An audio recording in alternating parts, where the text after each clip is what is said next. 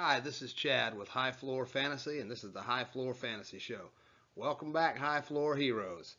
Follow me on all the socials you see there on the screen. Like, comment, subscribe, click on that notification bell. Please do me a favor and don't smash anything. I abhor violence, so please just click on it. And when you're done here, head over to Patreon to support the channel. You get more audio, more video, and you get printable, color-coded PDFs so you can have a look at more detail about the floor rating stuff that I do here. Okay, let's have a look at our top 10 running backs after week 4.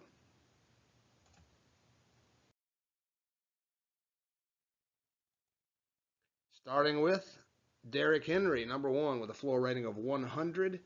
Derrick Henry has the highest average, the highest total, and the highest ceiling of all the running backs year to date.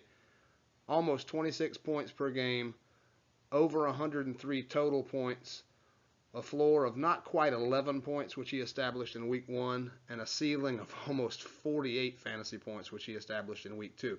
Now, that lower floor and higher ceiling, unfortunately, are going to make him a little bit not so good in the standard deviation department, 15.8, which is orange.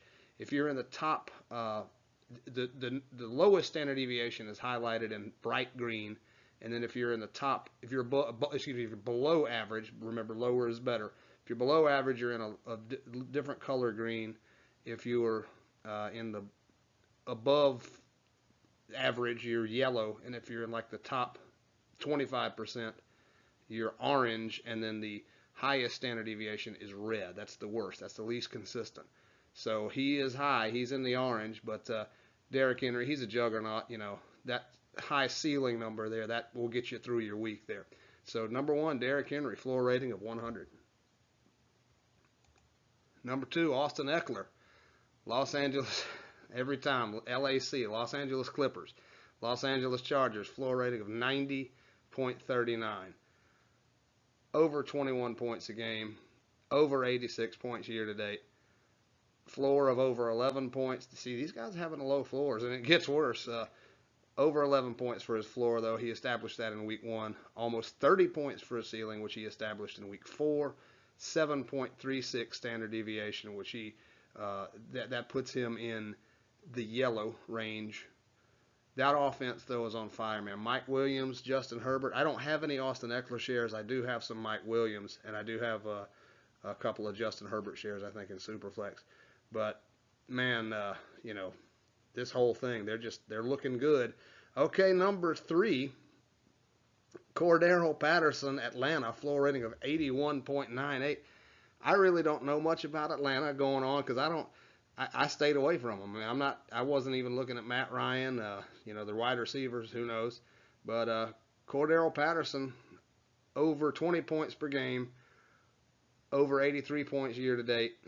Lower floor 8.7, which he established in week 1. Ceiling of over 34 points, which he established in week 4. That again makes him inconsistent. 11.07 standard deviation. Cordero Patterson from Atlanta, floor rating of 81.98.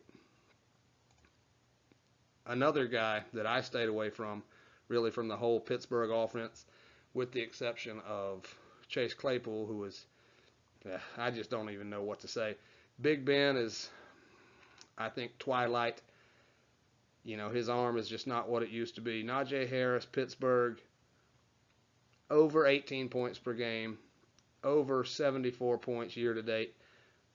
Let's see, low floor here. Is he the lowest? He's tied for the lowest, not even 6 points for his floor, which he established in week 1. Over 28 points for his ceiling, which he established in week 3. 9.31 standard deviation, which puts him in the orange category. Najee Harris, stay away from Pittsburgh. Floor rating of 71.99. Okay, let's see who's next. DeAndre Swift, Detroit. Another offense that I stayed away from, with the exception of Hawkinson. And I'm going to look at the numbers here. Yeah, I'll go ahead and start to say the same thing I said in the quarterback episode after week 4. If you look at the numbers now, they are going to start getting a little bit more tightly clustered together, but look at the difference between number 1 and number 5 in floor rating. I mean, over 30 points, right? You don't see that in quarterbacks. You're going to see it's probably going to be even worse with tight ends. But this is the positional scarcity at running back, and it's why you got to go running back early in your drafts. I'm also cool with going like a tight end early. You know, I went with Hawk, and I got Darren Waller in one league. I got Mark Andrews in another league. I'm okay with treating that tight end as a second or as another sort of wide receiver. You know, maybe in the first 3 rounds. But this is why you have to get running backs early, man. DeAndre Swift, over 17 points per game, not quite 69 points year to date. See, gosh, this is, such a drop off from number one. Floor of not quite 9 points, which he established in week 4. Ceiling of over 24 points, which he established in week 1. He's yellow on the standard deviation scale there with an 8 even. DeAndre Swift, floor rating 69.92.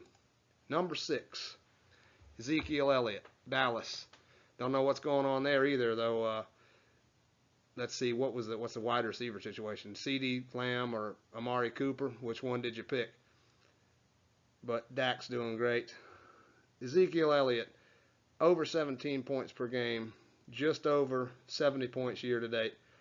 Very low floor, tied again for the lower. No, he's not. We got a lower one, but he does have not even 6 points as his floor, which he established in week 1. Over 26 points is his ceiling, which he established in week 3. He's in the orange standard deviation category, 8.66. Ezekiel Elliott, Dallas, 68.69 floor rating. This is what you get, man. I mean, you got to take what you can get with running backs. If you don't have Henry or maybe Eckler, or we'll see how it changes over the coming weeks. But running back is just such a dearth of talent. Okay, let's move on. Number 7, Chase Edmonds, Arizona.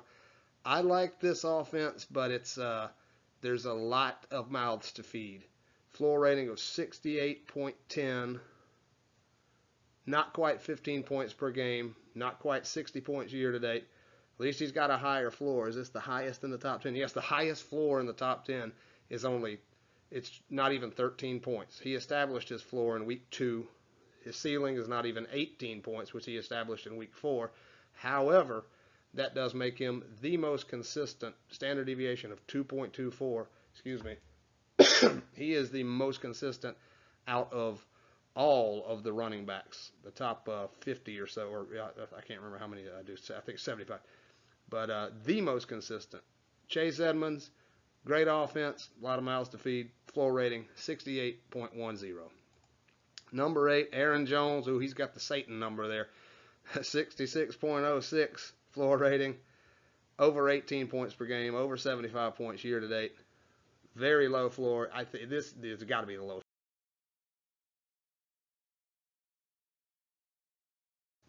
I didn't just say that. It's over 4 points. I can't say the actual number. Sorry. He established his floor in week 1. Over 41 points for his ceiling. Yeah, he established that in week 2. Now here, right next to, okay, so the guy before him, Chase Edmonds, was the most consistent, standard deviation of 2.24. Aaron Jones is the least consistent with a standard deviation of 16.10. He is the least consistent among all running backs year to date. Aaron Jones, Aaron Rodgers, Devontae Adams, floor rating, Satan, 66.06. Got to keep moving on here. Almost done. Kareem Hunt, Cleveland, coming in at number 9 with a floor rating of 65.99. Not quite 17 points per game. Over 67 points year to date. Very low floor of just over 6 points. He established that in week 2. Ceiling of over 27 points, which he established in week 3. He's in the orange category on the standard deviation, 8.66. Not very consistent. Which one did you get in that offense? Is it Hunt? Is it Nick Chubb? I was saying stay away from the get-go. Kareem Hunt, number 9, Cleveland, 65.99. And finally, number 10, James Robinson from Jacksonville. This appears to be a dumpster fire. Urban Meyer getting lap dances everywhere. Trevor Lawrence.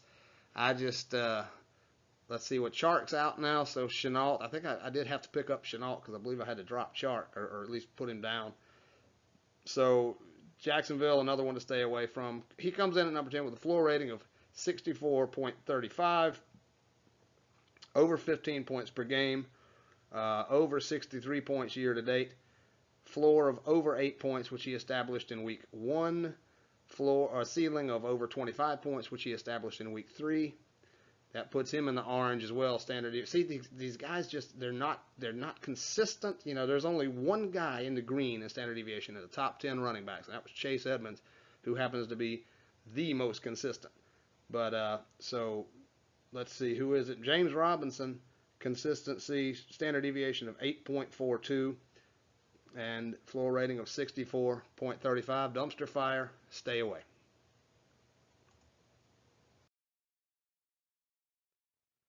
Okay, that's going to do it. Follow me on the socials there. You see on the screen. Like, comment, subscribe. Click on that notification bell. Do me a favor. Please don't smash anything. I abhor violence. When you're done here, head over and support the channel on Patreon. I'd really appreciate that. You get more audio, more video, and you get printable, color-coded PDFs you can take a look at and see all the players and all the floor rating stuff that I talk about. Really appreciate that. Thank you.